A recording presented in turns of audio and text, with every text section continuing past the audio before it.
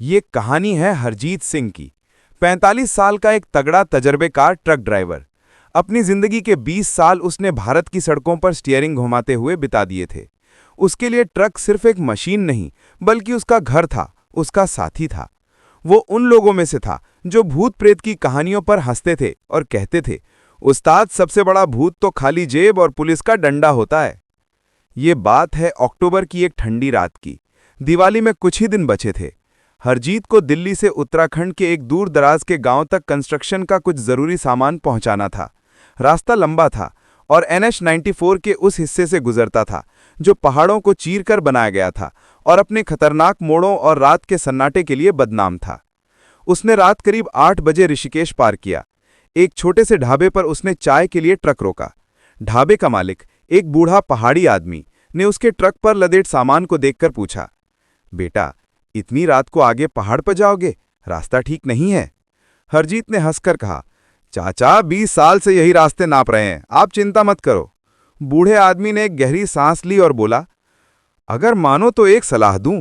चुड़ैल पानी वाले मोड़ से पहले एक पुराना पीपल का पेड़ पड़ेगा। आधी रात के बाद वहां कोई दिखे, कुछ भी सुनाई दे तो ट्रक रोकना मत, चाहे भगवान ही क्यों ना उतर आए, बस चलाते रहना। हरजीत ने उसकी बात मजाक में उड़ा दी और अपना ट्रक लेकर आगे बढ़ गया। रात के करीब 12 बज रहे थे। हाईवे पर ट्रैफिक बिल्कुल खत्म हो चुका था। दूर दूर तक सिर्फ हरजीत के ट्रक की हेडलाइट्स की रोशनी थी जो अंधेरे को चीर रही थी, और इंजन की भारी गड़गड़ाहट जो पहाड़ों में गूंज रही थी। घना कोहरा छाने जगह था और सड़क मुश्किल से दिख रही थी।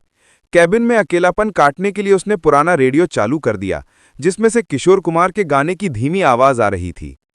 तभी अचानक रेडियो में खरखराहट हुई और गाना बंद हो गया। उसकी जगह एक अजीब सी तिंग आवाज आने लगी, जैसे कोई बहुत दूर से रो रहा हो। हरजीत ने सोचा कि पहाड़ों में सिग्नल की दिक्कत होगी और उसने रेडियो बंद कर दिया। वो उस पीपल के पेड़ के पास पहुंच रहा था जिसका जिक्र ढाबे वाले ने किया था। पेड़ सचमुच बहुत विशाल और डरावना लग रहा था। उसकी शाखाएं सड़क पर ऐसे झुकी हुई थीं जैसे किसी को पकड़ने की कोशिश कर रही हों। जैसे ही उसका ट्रक उस पेड़ के नीचे से गुजरा, उसे अपने साइड मिरर में कुछ दिखा। एक औरत सफेद साड़ी में सड़क के किनारे खड़ी थी और उसका चेहरा बालों से ढका हुआ था। हरजीत का दिल एक पल के लिए धड़का, लेकिन उसने खुद को समझाया कि शायद पास के किसी गांव की होगी। उसने रफ्तार कम नहीं की। करीब 5 किलोमीटर आगे जाने के बाद एक तीखे मोड़ पर हेडलाइट्स की रोशनी में उसे फिर कोई दिखा।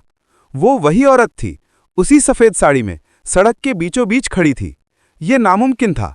कोई भी इंसान इतनी तेजी से 5 किलोमीटर का पहाड़ी रास्ता तय नहीं कर सकता था। अब हरजीत के हाथ